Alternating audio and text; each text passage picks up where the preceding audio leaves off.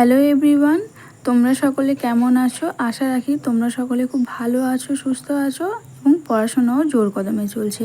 আমিও খুব ভালো আছি।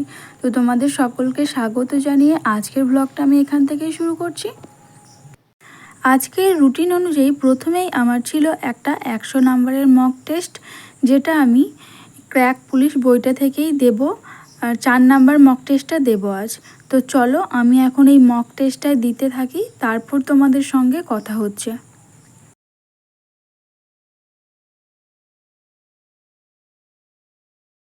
এরপর আমি মক টেস্ট দেওয়ার পর দুটো পার্ট একসঙ্গে নিয়েছিলাম।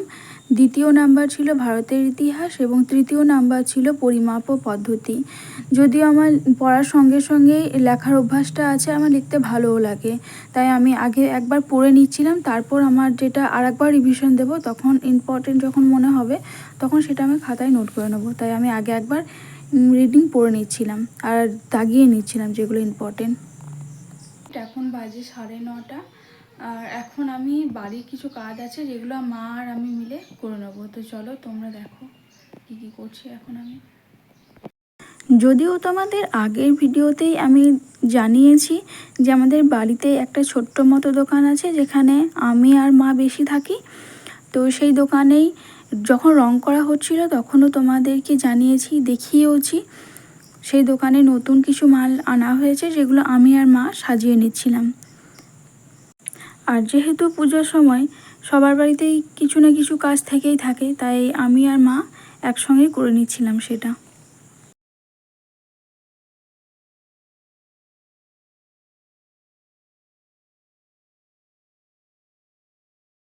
দোকান সাজাতে আমাদের অনেকটাই টাইম লেগে গিয়েছিল, তাই একদমই দুপুরের খাবার নিয়ে চলে আসলাম। আজ দুপুরের আইটেম ছিল আলু সেদ্ধ এবং আমড়ার টক।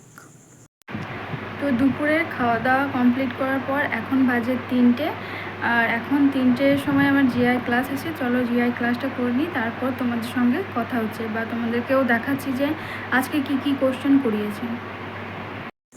আজকে জিআই ক্লাসে 22 নম্বর সেট ছিল, আর জিআই আজকে খুব বেশি কোশ্চেন করায়নি, তবে আজকে সেটের কোশ্চেনগুলো বেশ মডারেট ছিল, খুব বেশি কঠিনও না আবার খুব বেশি সিম্পলও না। আমার তো ভালোই লেগেছে আজকের সেটটা। আজকের ব্লগটা এতটুকুই, দেখা হচ্ছে পরবর্তী ব্লগে। ততক্ষণে তোমরা ভালো থেকো, সুস্থ থেকো, আর আমার ভিডিও যদি তোমাদের একটু হেল্পফুল বলে মনে হয় তাহলে আমার এই চ্যানেলটিকে একটা সাবস্ক্রাইব করে দিও।